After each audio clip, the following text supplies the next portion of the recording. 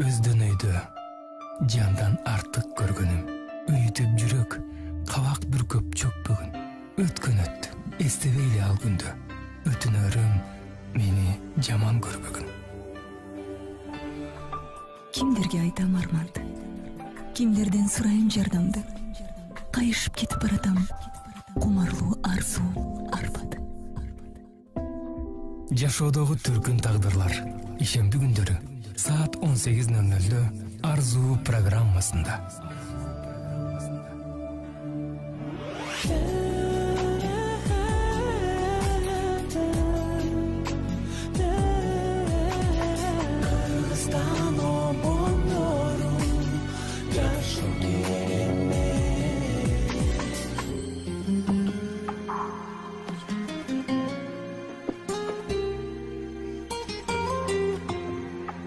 Жашоодо адам баласына берилген сыноолордун эң эле татаалы сүйүү.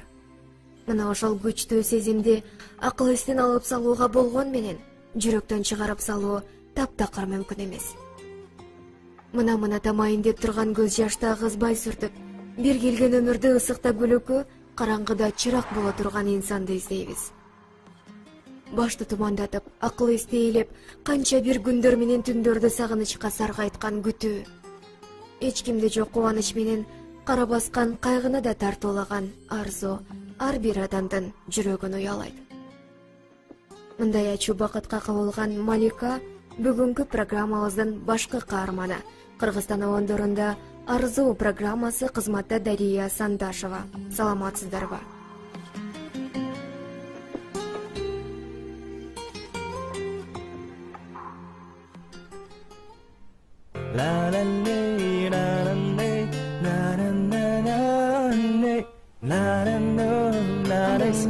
Жакшы, рахмат. Стоп, сонун. Ильяс кандай? Жакшы. Телефонуң өчүрбө дебедим беле? Өчүргөн жокмун мен. Мына телефону мен өчүрүп койдум эле. Жумушка тоскоол болбош үчүн. Эртеңки пландарың токтотуп тур. Супер инфо түз эфирге чакырып жатат. Саат канчага? Билбейм, чалып айтышат. Ыр качанка даяр болот? Ырды ушул жумага бүтүрөбүз, Кудай буйруса. Клипти тарта турган балдар сурап атышты эле. Эртерээк бүтүргөнгө аракет кылайчы. Ой, мен колдон келген бүт аракетти жумшап, ушул жумада бүтүрүп беребиз. Угуп көрөлү да. Сен чык.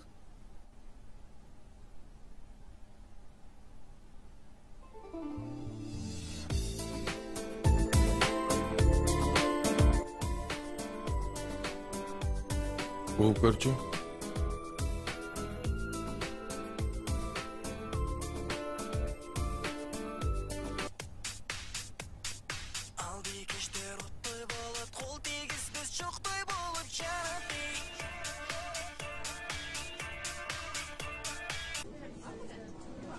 Ильяс, сен берилген суроолорго Так, 30 секунд калды. Баштайбыз. Ким Мирана? Болду? Жооп бергенге аракет кылма. Суроолоруң даяр, 3-чү камера. Даярсыңарбы? 5, 4, даярсыңар, 3, 2, баштадык.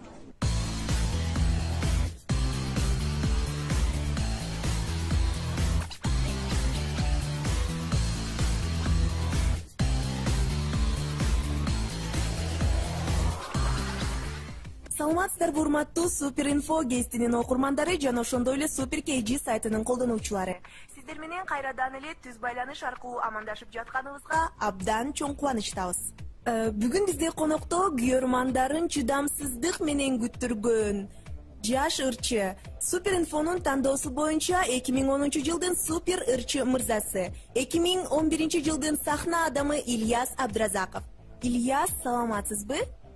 Саламатсыздарбы, урматтуу кыргыз калкы, кутмандуу кушубак күнүңүздөр менен. Саламатсыздарбы? Дагы бир жолу айта кетчү нерсе, эгер сиздерди кызыктырган суроолоруңуздар болсо же кандайдыр бир каалоо тилектериңиздер болсо, дароо эле Супер KG сайтына жөнөтсөңүздөр болот. А биз болсо Ильяс мырза менен кеңешип, эң оригиналдуу, эң кызыктуу, эң жагымдуу билдирүүнү тандап алып, ага белек бермекчибиз. Кандай белек десеңиздер, эртең кечинде Ордо-Калабыздын ресторандарынын биринде Ильяс Абдразаков менен жагымдуу кеч өткөрүү. Эмесе чамдаңыздар, биз сиздер менен туура 1 саат болмокчубуз. Алгачкы суроолорду сиздин чыгармачылыгыңызга тиешелүү бергим келип турат. Кандай жаңылыктар болуп жатат? Жаңылыктар демекчи абдан көп албетте. Бизде Кудай буюрса жакында жаңы бир клип тарткан турабыз албетте. Анын үстүнөн иштеп жатабыз. Бүткөндөн кийин сиздерге алып келип көрсөтөбүз. Абдан сонун жаңылыктар бар экен. Анда эмесе жакынкы күндөрү биз Ильяз Абдразаковдун жагымдуу жаңы клипине күбө боло алат экенбиз. Биздин сайтка дагы алгачкы билдирүүлөр келе баштады. Алар менен таанышып өтсөк, Ильяз мен менен ресторанга барчы деген билдирүү экен. Сөзсүз түрдө бармакчы, эгер сиз оригиналдуу, кызыктуу билдирүү жөнөтсөңүз. Кийинки билдирүү: Ильяз, бул жашоодо баалуулуктар деп эмнени билесиз дейт. Баалуулуктар? Бул жашоодо болгон баалуулуктарыңыз деген суроо келди. Мен үчүн аябай көп нерселер бар. Албетте, бул ар бир Кудай жараткан ушул күндү дагы баалуулук деп эсептесек болот. Дагы бир суроо биздин колдонуучубуздан.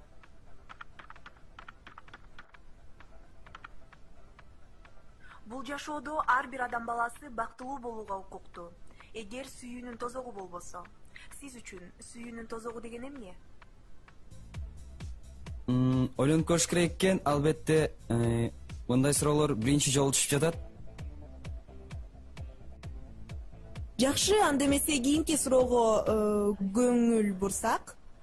Ильяз, сенин үнүңдү, анан дагы сенин чыгармачылыгыңды абдан баалап барктайм. Азда болсо жакшынакай бир чыгармаңан ырдап берчи жандуу үнүң менен деген өтүнүч экен. Ырдап беребиз, сурансаңыздар, албетте жок дебейбиз. Негедир сагынамын жаным сени тез эле, көргүм келип мен өзүңдү.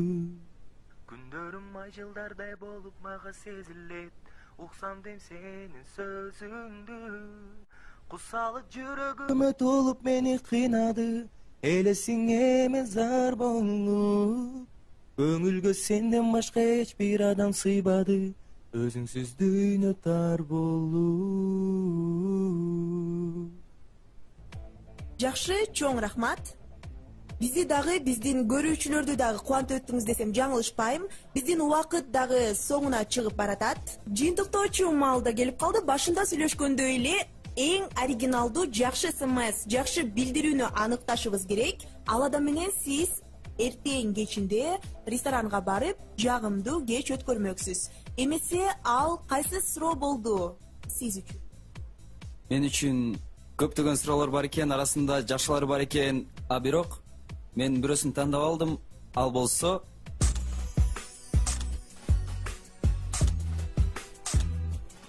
башка кийим кийип келсең да. Алло. Оу, кандайсың? Жакшы, жакшы, рахмат.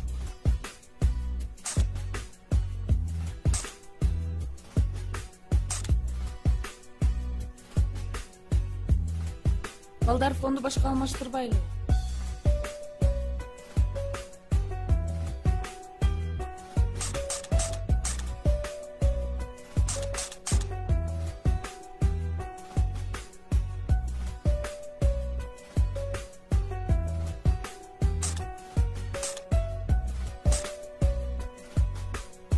Алло. Саламатсызбы? Мен сиз менен бүгүнкү жолугушуу тууралуу сүйлөшөйүн дедим эле. Эртеңки жылдырсак кандай болот? Кичине убактым тар болуп атат.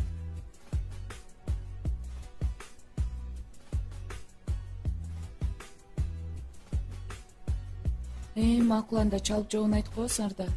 Аха, күтөм.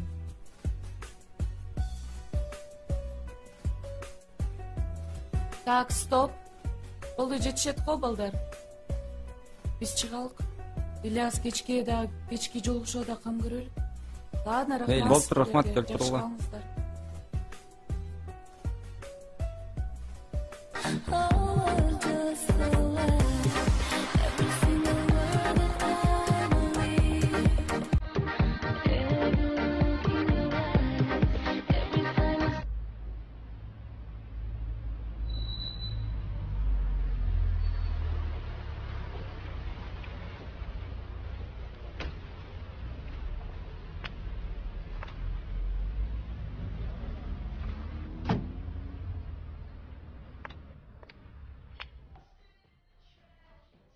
Саламатсыздарбы?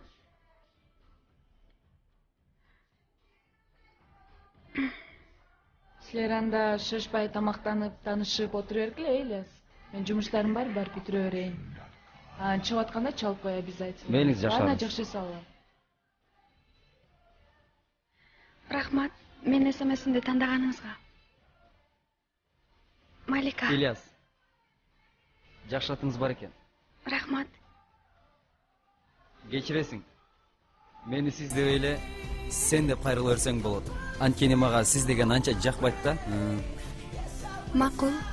Ильяс, сен Тамаша көй кыз окшойсуң, э?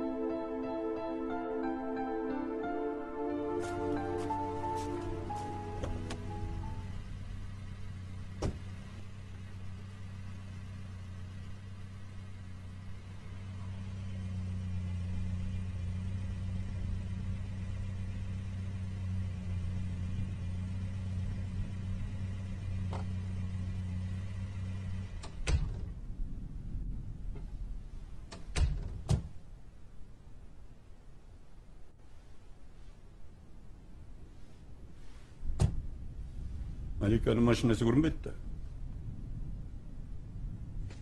Мен кете берсем болобу? Сен бара бер анда, эртең менен 9-да келип кал. Ама.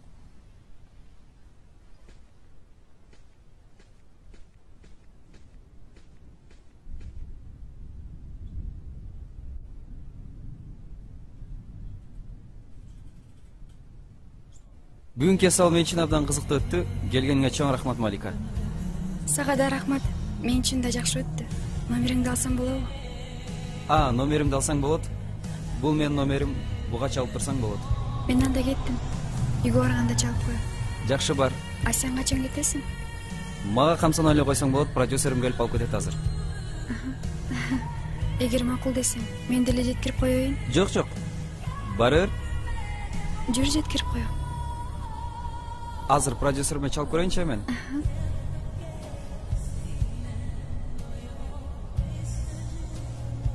Сиз бүгүн келбей деле кое берсеңиз боло берет. Эртең?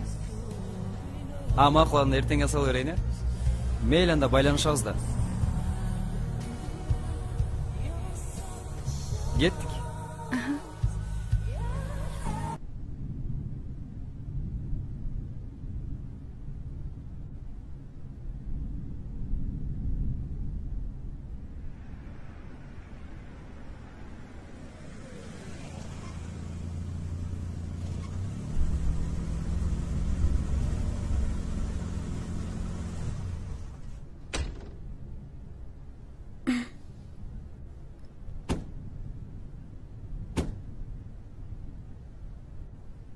Мына мен ушул жерде жашайм.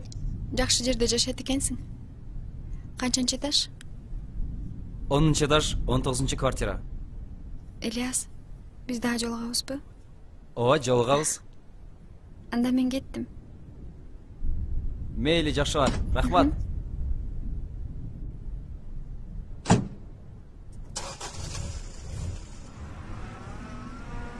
Пока.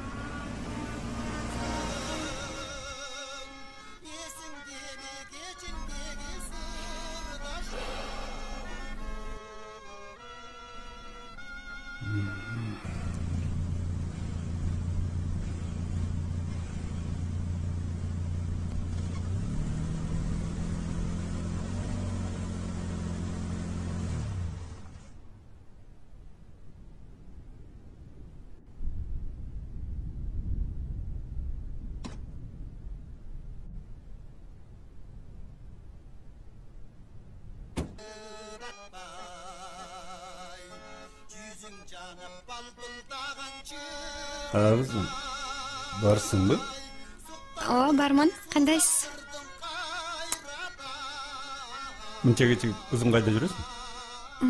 Билет боюнча. Ильяс мененби? Мейли. Бирок мындай учурларда мага телефон чалып коюп жүрчү, Койчу ата.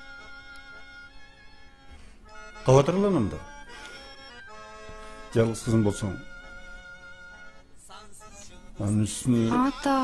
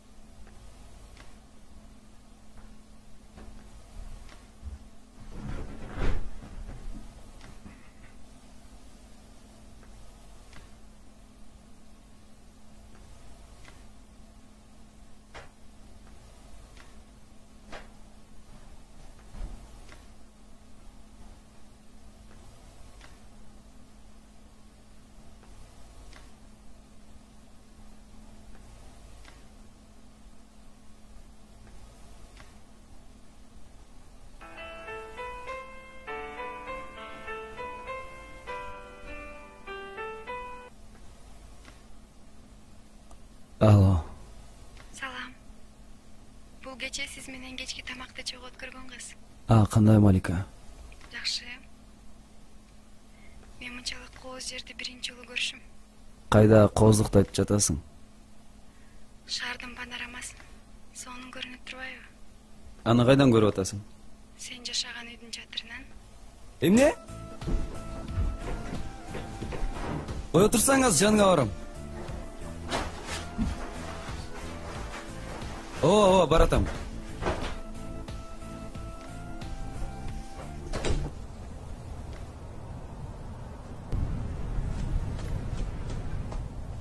Малика, сен эмне жинди болдуңбу? Кулап түшөсүң, түшчү бери. Анчалык эмнеге корктуң? Билесиңби канча кабаттын үстүндө турганыңды? Ооба, көп болсо 12 кабат. Мен бийиктиктен коркпойм, кайра бийиктикке умтулам. Кайра жерге жакканда кандан коркуш керек? Кандай? Жакшы. Мен бул жакка чыкпайм деле. Сен деген жылдызсың да. Жүрсөң? Мен бала чагымдан эле бир үйдүн эрки, шайыр, жалгыз кызы болуп чоңойдум. Ар бир адам баласы кыял кеч жана алдыга кандайдыр бир максат коюу менен гана жашайт тура. Менин бала чактагы кыялдарым көп эле. Ырчы болсом, жер жүзүн кыдырсам, айда жашасам. Ушул сыяктуу көп ой кыялдарга батчумун. Бирок баарын шашпай башынан баштайын. Адамзаттын жашоосунда, ал эле эмес жерде кыбыр эткен жандын баарында сүйүү деген керемет болот тура. Мени да турмуштун сүйүү торозунан кайырмаган Айливалды көрүнөт. Ал жигитти мурда жөн гана теледен көрүп, ырларын угуп ичимден башкалар сыяктуу эле жактырып койчумун.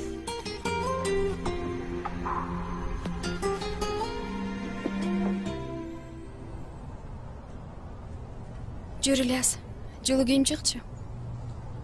Азыр бир жерге барабыз. Кайда?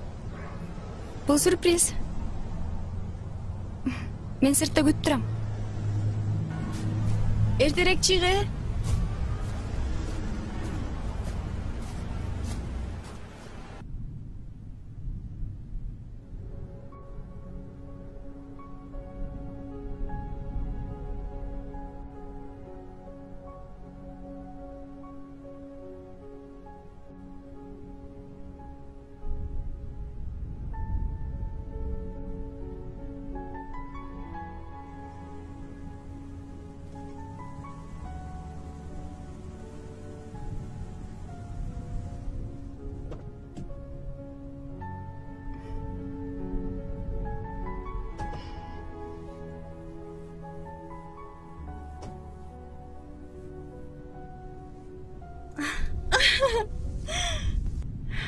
Бул жерди кайдан тапкансың? Мен эмес, ата-энем тапкан. Аябай кооз жер экен. Атам менен апам жаңы таанышканда бактылуу күндөрүн ушул жерден өткөрүшкөн экен. Анда тенең бактылуу адамдардан болушкан экен да. Болушчу. Болушчу дегениң кандай? Бактылуу болушчу. Азырчы? Азыр атам жалгыз. Мен 12 жашымда апам оорун айынан каза болуп калган. Сага бир нерсе бар, азыр.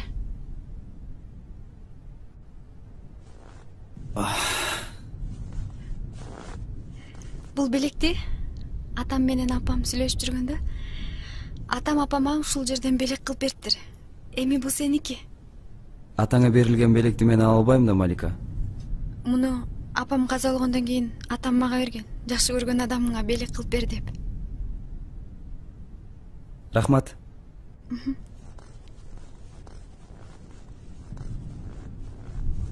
Сен бул жерге бат-бат келип эс алып турасыңбы? Ооба, мага бул жерге келген аябай жагат. Жумасына жок дегенде 2 жолдан келем. Анда сенден көп нерселерди үйрөнсө болот экен да. Көп нерсе дегениң кандай? Мисалы, туура жашаганды, сейилдегенди, ушундай жерлерге келип эс алганды. Балким.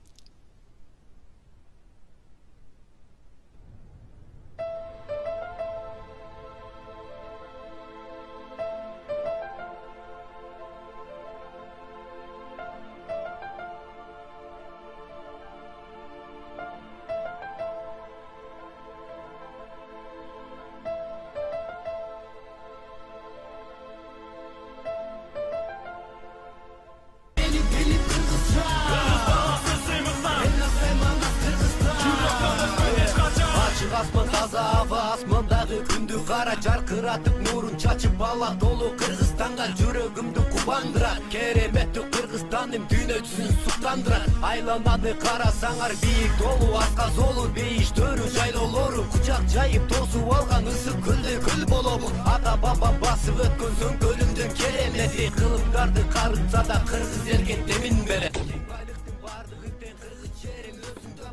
Ильяс, кайда жүрөсүң? Кечириңиз. Канчага деп сүйлөштүк эл? Келем деген убакта келип жүрбөйсүң. Түш болуп кетти.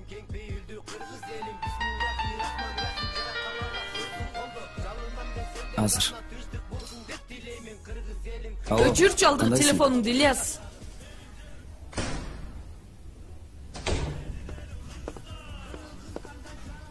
Ооба, студиядамын, келе бер. Өткөндө ресторандагы кыз менен сүйлөшүп атасың.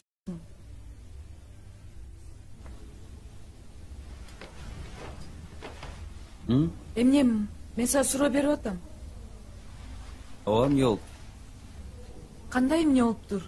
Билесиңби, экөөбүздүн ортобузда келишимибизди? Эч кандай кыздар, проблемалар болбош керек экен. Билем. Биринчиден ага сиз ойлогондой кыз эмес.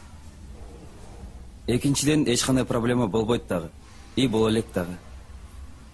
Ишибиз кандай болуп атса, ошондой улана бермекчи. Сөз бүттү. Биринчиден сөздү сен эмес, мен бүтүрөм. Экөөбүздүн ортобузда келишим бүт элек. Ушуну билип кой. Ильяс, кайда бартасың? Мен сага сүйлөп атам.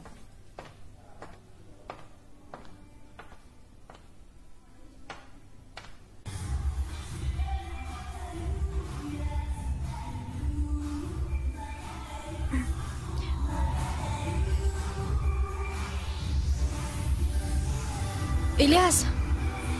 Саламатсызбы? Саламатчылык. Мен Ильяска келдим эле. Чоң кыз, Ильяс сен менен таанышкандан бери жумуштары артка кете баштады. Мындай айтканда сен анын жумуштарына тоскоол кылып атасың.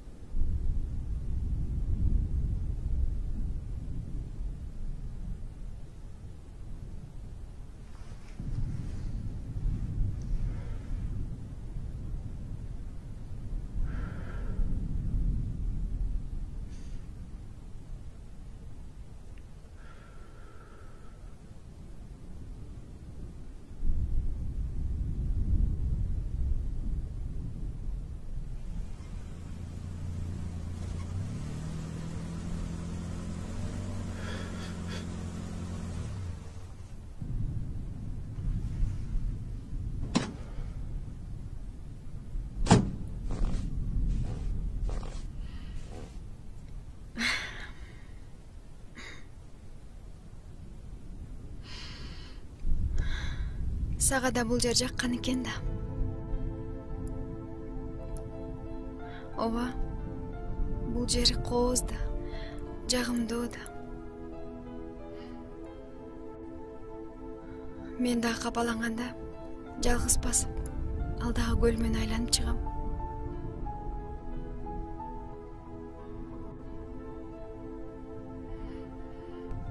Тиги бакты көрдүңбү? Буга сырларымды айтам. Сен да ушинтип көрсөң, балким жардам берет.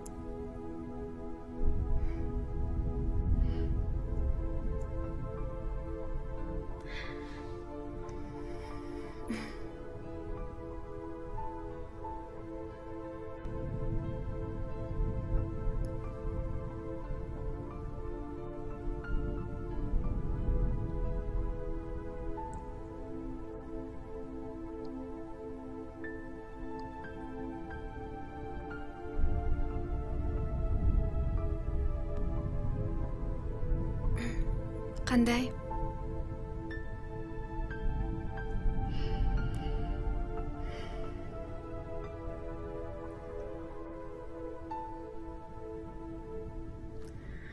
Сен жинин келгенде ан сайын күлкүлүү көрүнүп калат экенсиң.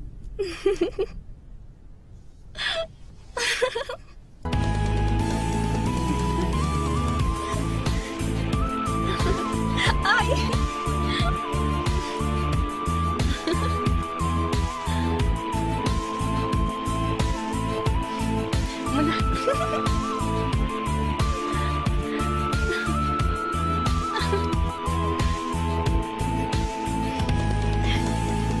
Жетпей қалды.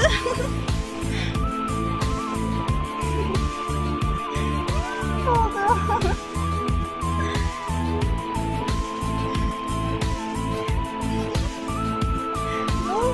Болды дейм. Ильяс, мен сенден бир нерсе сурайын дедим эле. Угуп жатам. Сен таланттуу адамсың. Анан? Мен сага дос кол болбой эленби? Чынын айтсам, мен сага түшүнгөн жокмун. Айтайын дегеним, продюсер менен келишимди кыз менен сүйлөшкөнгө болбойт экен го. Мен жашоомду продюсерим эмес, өзүм билем. Чынын айтсам, мен сага жолукканда эле өзүмдү башкача сезе баштайм. Мен жөн эле газетадан окугам. Ошон үчүн сурадым. Сен эч нерсени ойлонбо.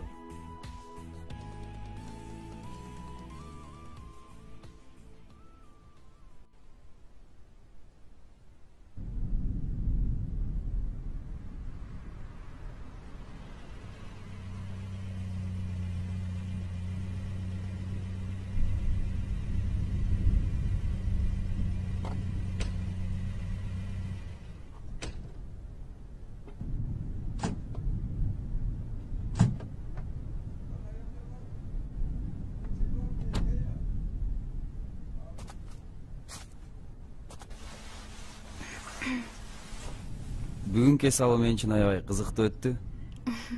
Мен үчүн дагы. Бул демешийсиң кир. Жолугушканча? Жакшы бар. Пока.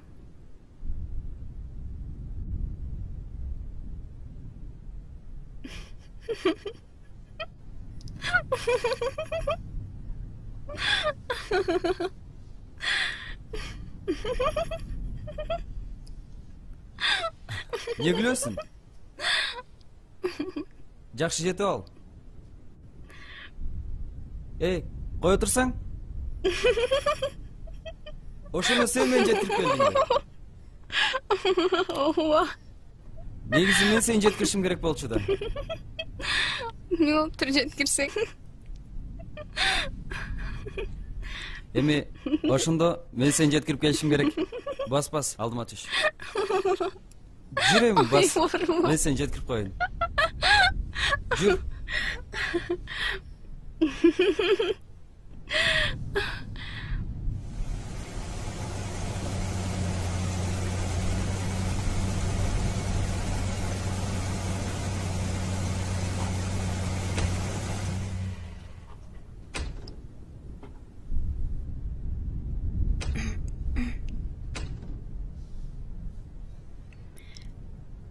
Мен болсом ушул жерде жашайм.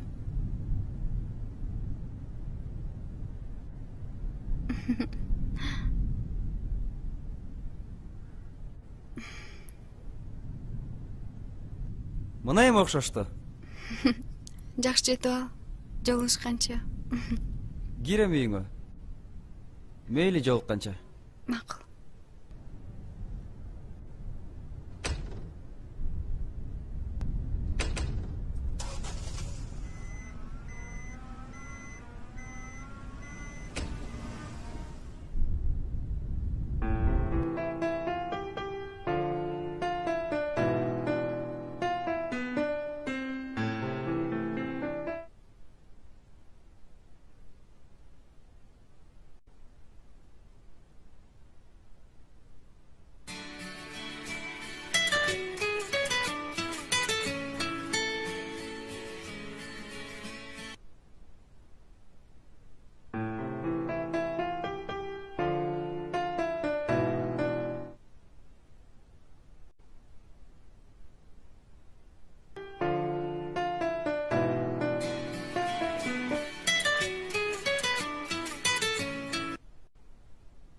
Алло.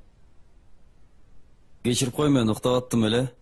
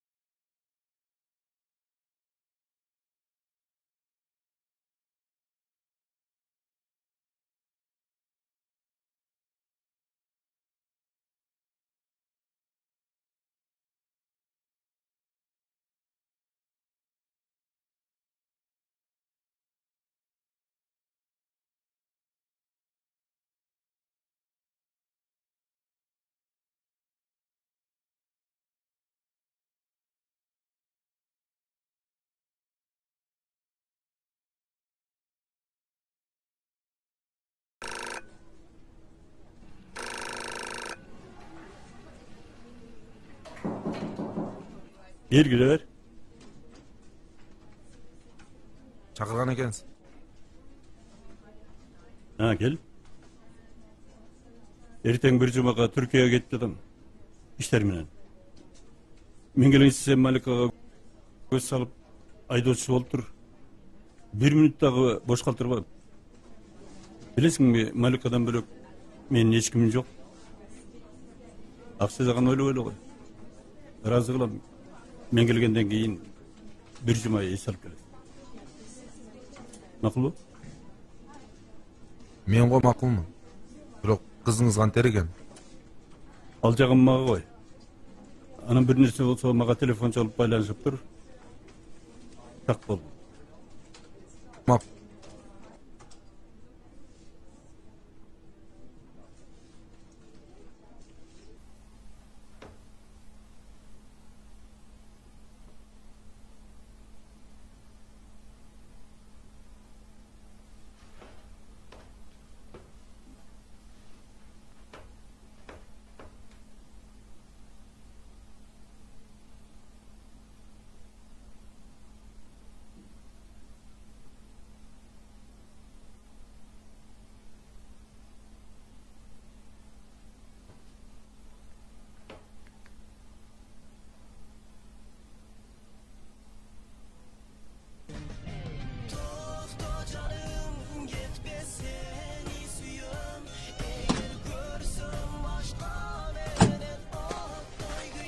Сиз мени өзүм эле сүртмөкмүн. Азыр жуудурсам деп ойлоптум эле. Сиздей сулуу кыздын машинасы чаң болуп турса, болбойт го деп ойлодум да. Мен сизди түшүнө албай турам.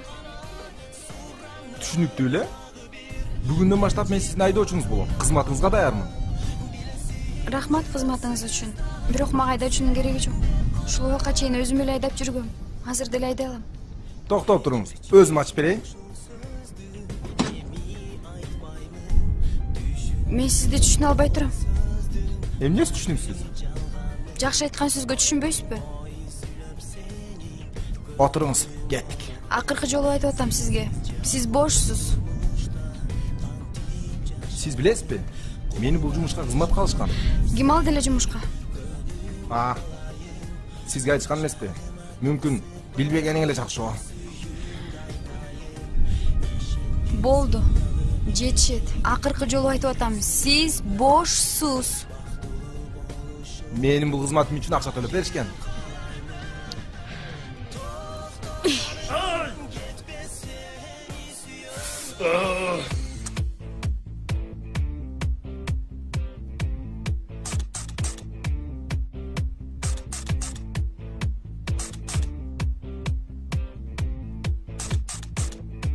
Кымбат кишине күлүп, капаланып, образ берип, өзүң фантазияңан бир калыпта эле түшө бербей. Макул?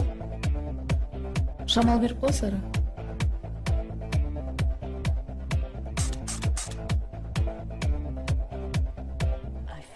Бул кыздын чачы узун экен, шамал берип көрбөйлү.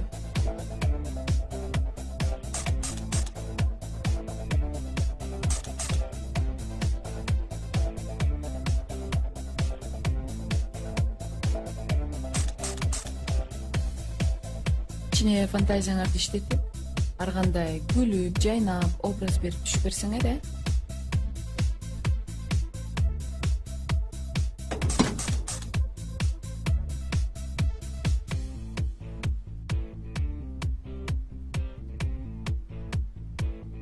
Кандай? Жакшыбы? Кандайсың? Кандай анан ден соолуктар? Жакшыбы? Жакшы. Бул жакта фотосессия болуп атабы? Жок, бул жерде жаңыр жаздыргам, ошого кастинг болот эле клипке. Мен да түшсөм болобу? Ооба, болот.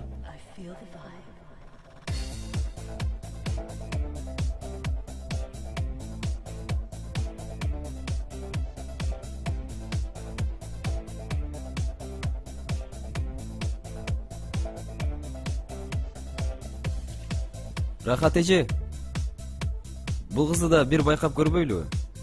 Келсин көрөлүк.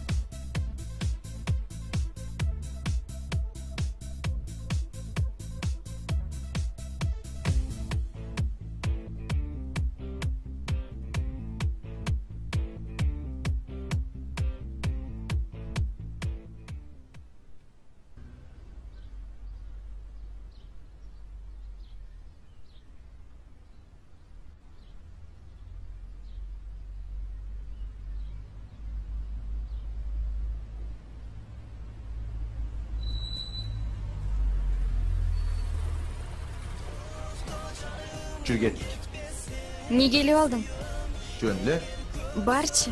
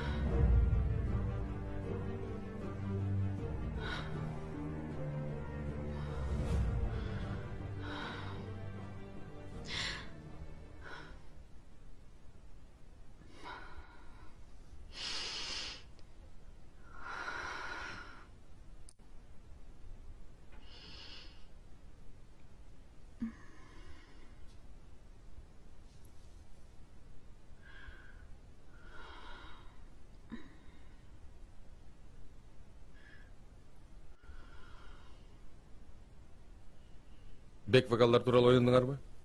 Да, алардын баарын даярдадык. Анан дагы модуляция кошсок кандай болот? Эмнеге болбосун, сонун болот. Эгер үн жетип аткан болсо, модуляция кылганда кыйналбаса, ыр кайра көркүнө чыгат. Анда баштадык. Ильяс бир эки ырдап репетиция кылып алсын, баштайлы.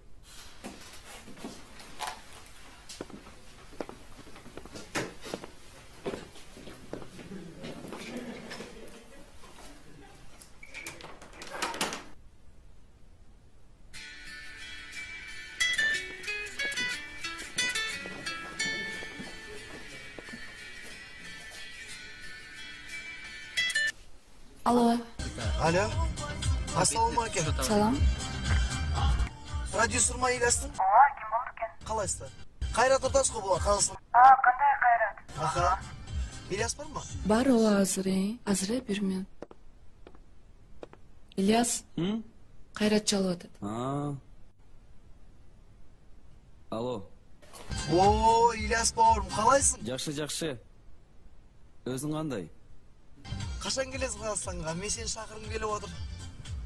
Аха. Ильяс, жакында менин концертим сен согон конак болуп кетчи. Макул. О, жакшы болду. Рахмет көп. Жакшы күтөм. Макул, мейли дос. Аха, мейли. Тиги Кайрат концерт берген аттыр. Анан бизди чакырып атат. Эмне дейсиз? Анан сүйлөшөлүк, азыр бул үрдү бүтүрбөйлүкпү? Эл бияка кирбейсиңби?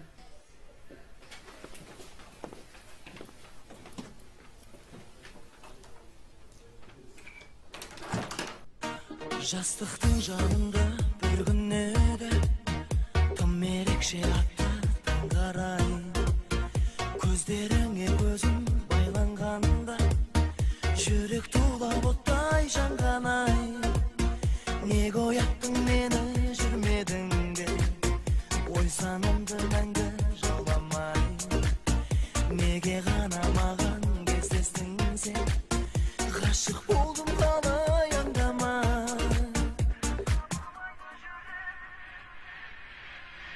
ауырмайды жүрек ауырмайды сенсіз өткен күндер болмаса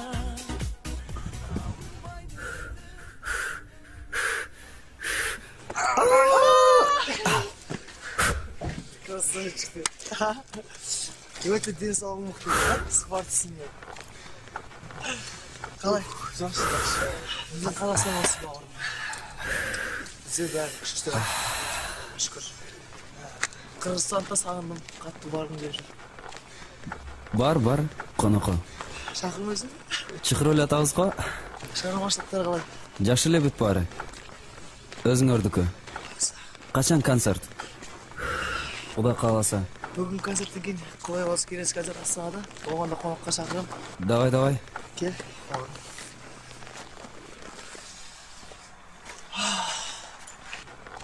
О. Ал бекештер оттай болып, қол тигізбе шоқтай болып жанады. Алла! Байланып көздеріңнен ұшқан жарқылдаған жасың жаным-ай. Ауырмайды жүрек, ауырмайды. Менсіз өткен күндер болмаса. Ильяс, önce oradım. Кеттик.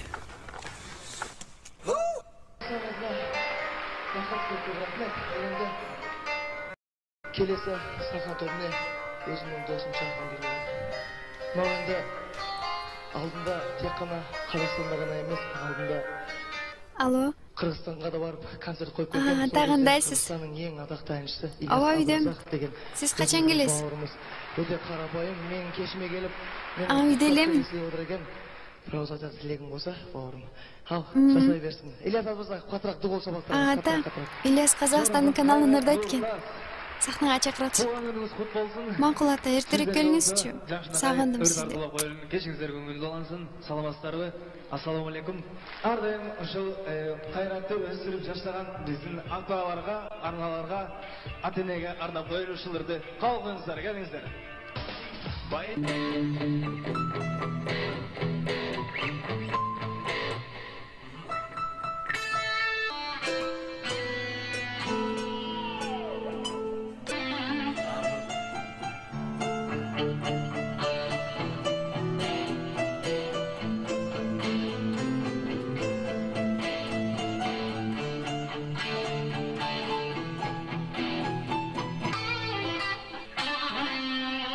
Болот го дейм. Ушундай жазса болот экени, буйруса. Көрбейсиңби тагы да? Да? Аны барма? Өрү?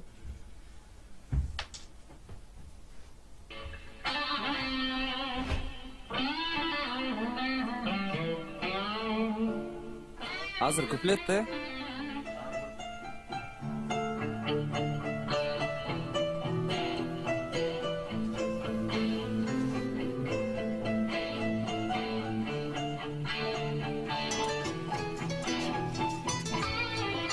Азыр 1 минут. Азыр мен сүйлөшүп коюн. Алло. Алло, Ильяс, кандайсың? Жакшы. Качан келесиң? Эртерээк келе. Клипти баштайын. Ооба, клип тарткан балдар менен сүйлөшүп даярдап койдум. Аха. Анда макул, давай.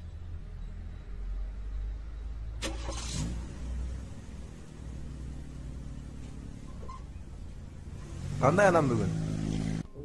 Жакшы. Жакшы? Өзүңүз кандайсыз? От души.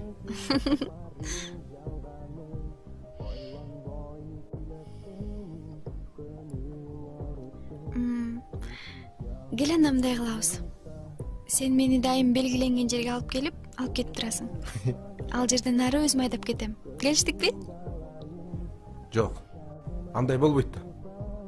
Атаң ошончо мага акча төлөп берип атпайбы?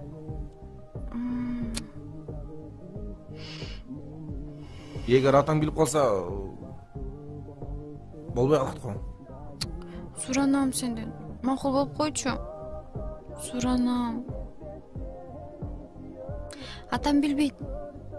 Суранам. Атаң билип калса мен эмне деп айтам? Анын үстүнө мен жанагы жерден сени качан келет экен деп кечке күтүп отура беремби? Билбейт атам. Сен өзүң жумуштарыңды бүтүрүп жүрө бер. Мен келгенде сага чалып коем. Макулбу? Келиштикпи? Ошончу суранам. Келиштикпи? Макул.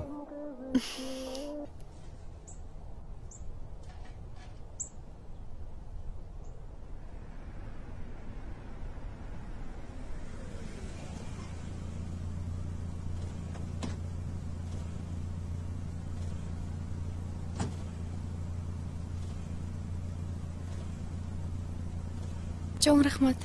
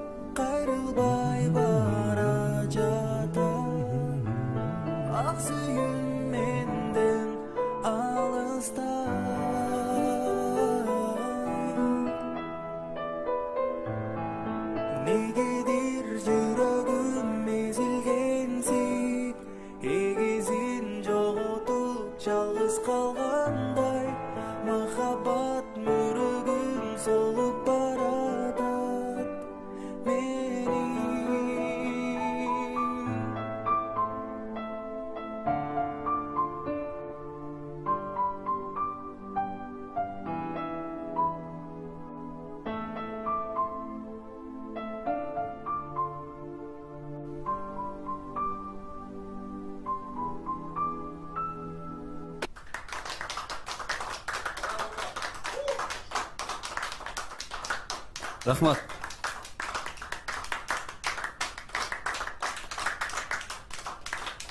Жакшы ырдадым. Рахмат. Гел.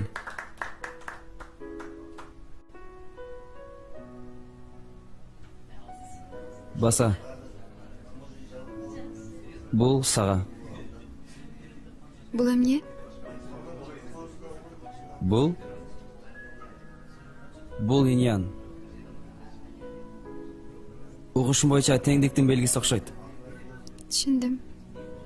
Сонун экен. Рахмат.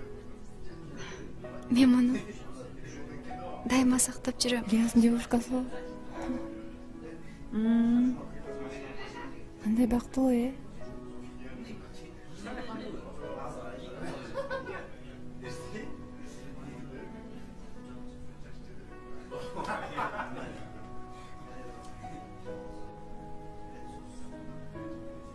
Силер бактылуусуңар. Эмне дейсиң? Жок эч нерсе. Мен өзүмчө эле. Мени сүрөткө тартып койчу.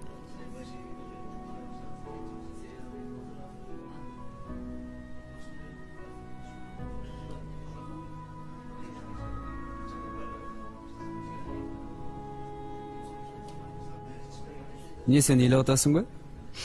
Эчтеке. Мен азыр.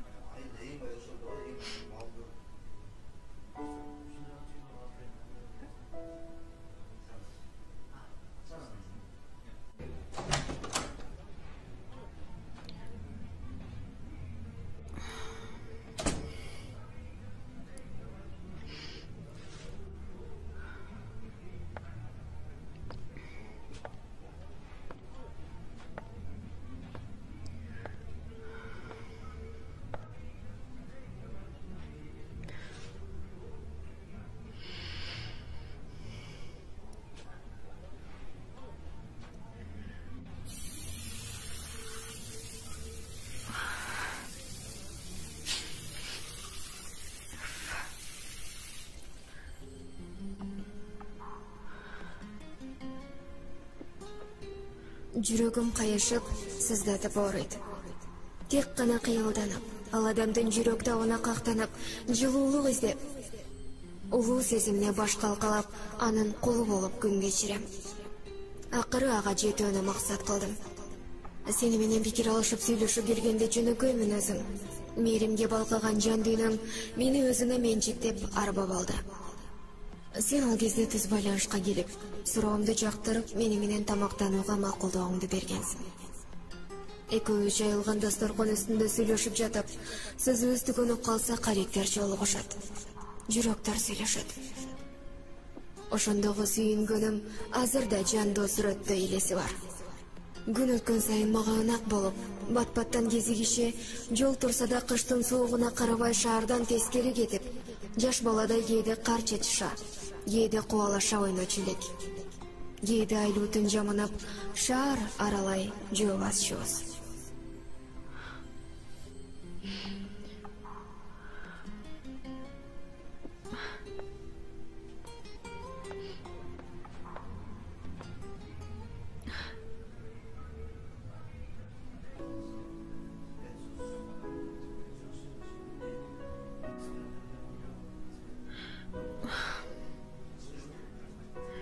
Жүргө кетеличи. Макул.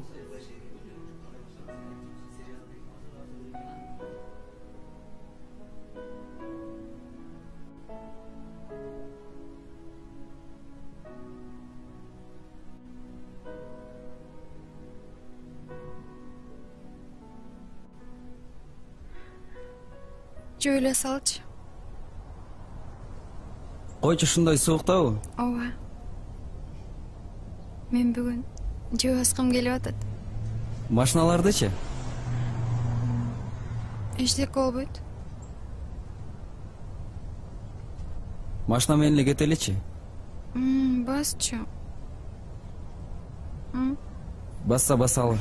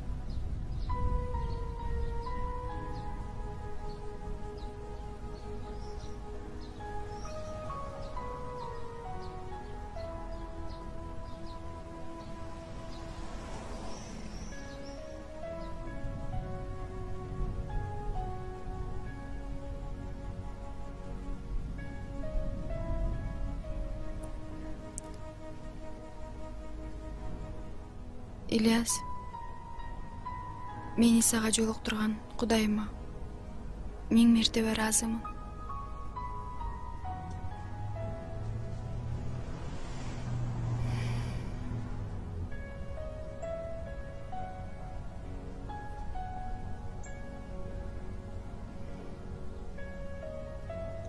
Мен жашоомдо эки эле жакын адамым бар.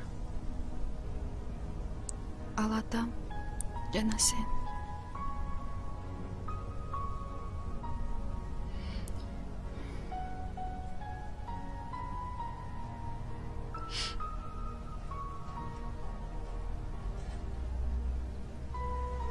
Эгер мен алыс жакка кетип калсам, мени издейт белең? Жолдан чал. Жок, иштек болгон жок. Жөн эле сурап атам.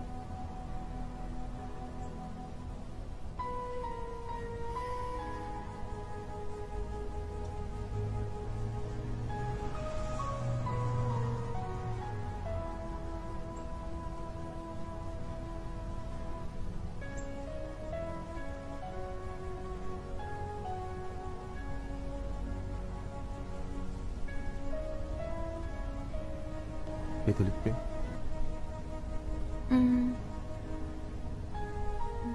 Жүрөм да кеттик.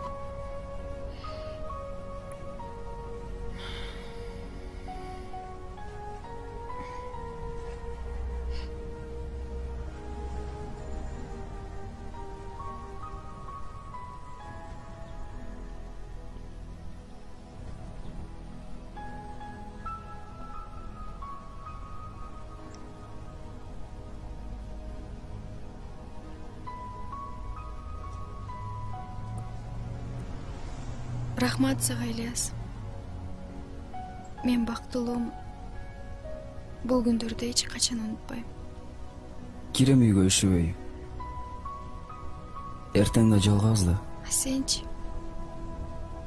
Мен да үшүп кеттим.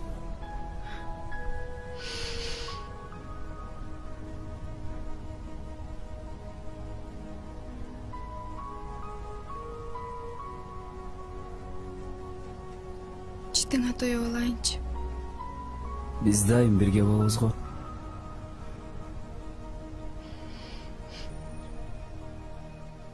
Жакшы жетип ал.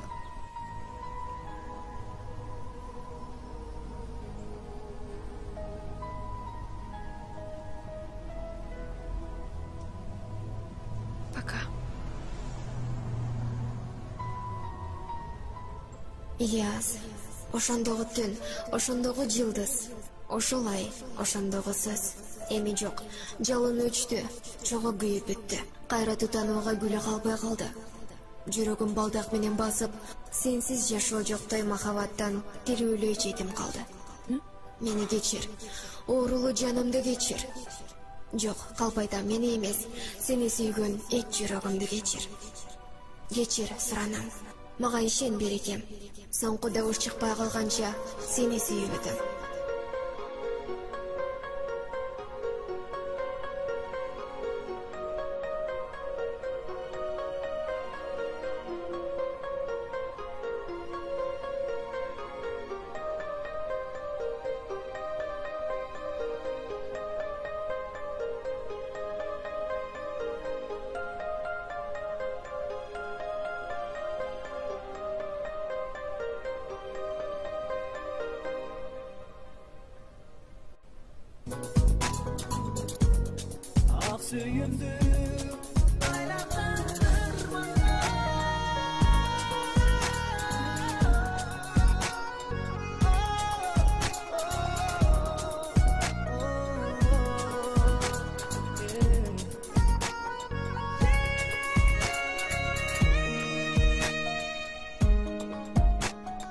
Жакшы болуптур, Жакшы болуптур.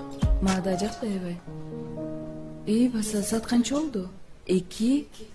Кыргызстан ондоруна чалам дебедим беле.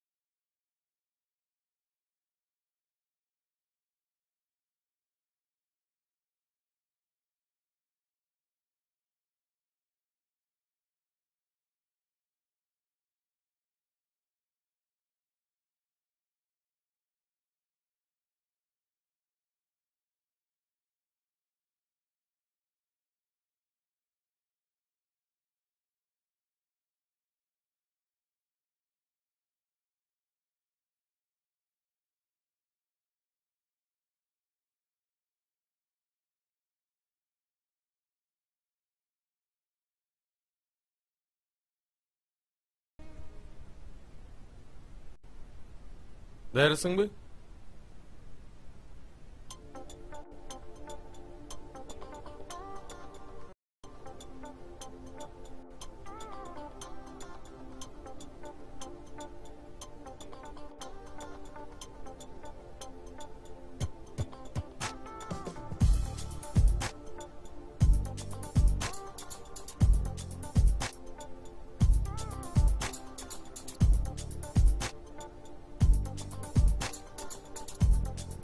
Dayır tur. Жалғызсырай сенсіз қиналдым зор бұлыттай сыздап ыйладым. Стоп. Мындай жүрөктөн да чыгырың ачылбай атат чото. Кайра баштан жазабыз. Даяр тур.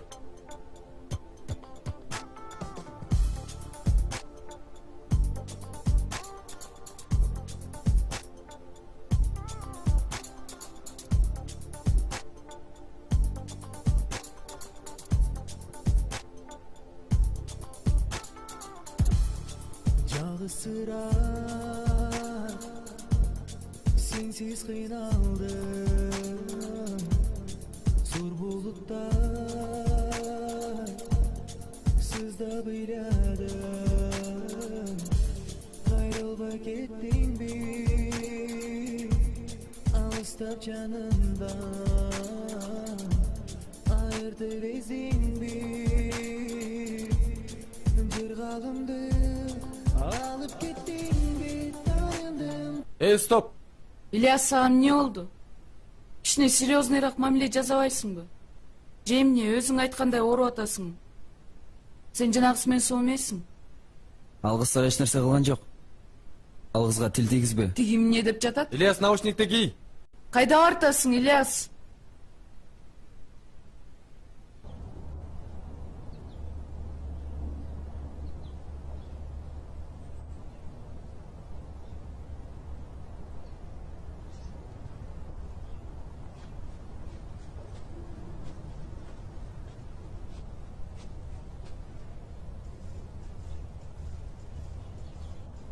Кечиресиз, Малика барбы? Силер кимис болосуңар? Мен таанышы, дос болот элем. Жакшы. Бирок ал үйдө жок да. Кайда кеткенин билсем болобу?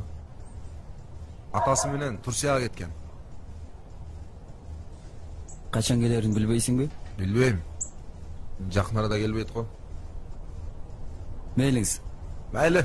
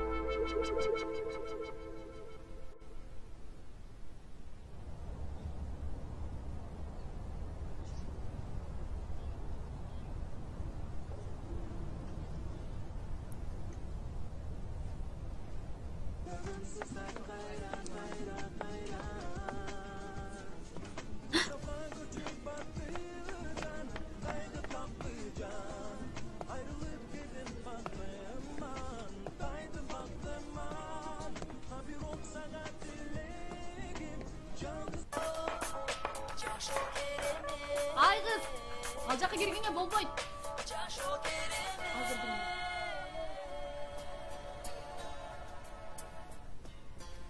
Ильяс кел. Саламатсыздарбы?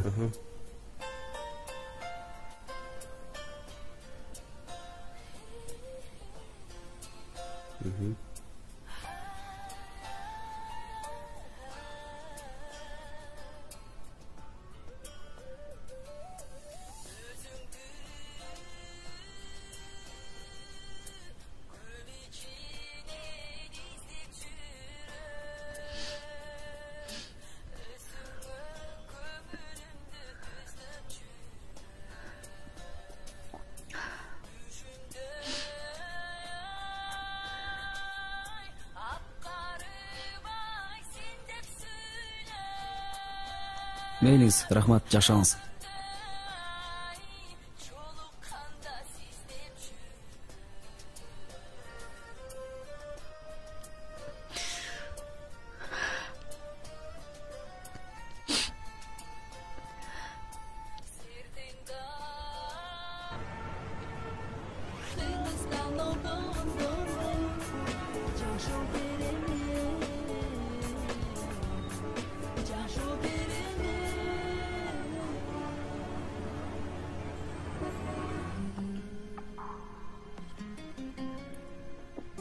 Билесиңби, менин жүрөгүм балалыгымда эле бүрүшүп, үшүк алган алма сыяктуу болуп калган. Дүйнө таанаган кезде апамдан айрылып, эне мейримине зар болуп, кусалыкты белчемен кечип, сагынуу сезими жүрөгүмдү супсак кылып, рак оорусуна чалындым. Оору мени алсыздантып, өмүрүмдүн тамчы суусун ичип, акактап, жаным кургап барат. Жап-жаш туруп, жаным жерененин жуурканын жамынап калаарын сезип, өзүмдү алаксытып, аз өмүрүмдү бактылуу кылуу үчүн алдыма максат коюп сага жеттим. Сенин мүнөзүңдү таза адамдай калгым келди. Сага жеттим да, кайра алыстадым. Эгер түшүнсөң, сен менен аз жашоомду бакытка бөлөй алдың. Сага рахмат. Ильяс, сени сүйгөн кыздын акыркы мүнөттөрү, акыркы жүрөк согушу калды. Мындан ары мени эстебе. Ойлобо, менчилик кыйналып, азап тартпа. Мен эми дагы бир кыялым. Айда жашай. Махаббаттын пайдубалын жаңыртып, башка бакыт кор. Сенин Маликаң.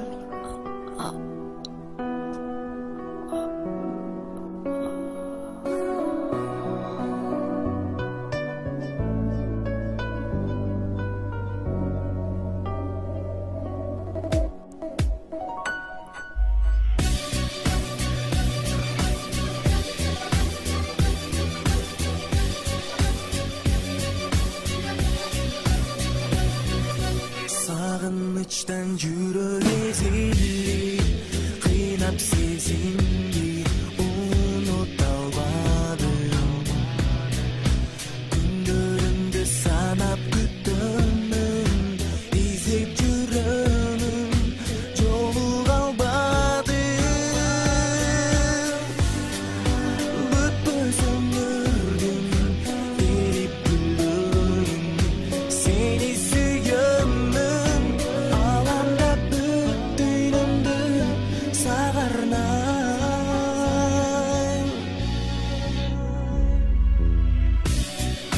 Sağınmış kapağım deyip kıynalıp, aldım siz hamalını.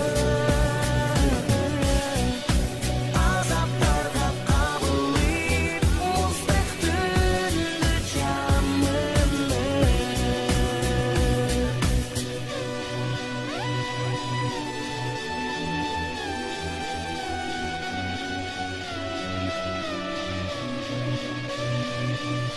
Abalımdı sezip düşündüm, ezip kıynadım, sızlap kıynadım. Al sıra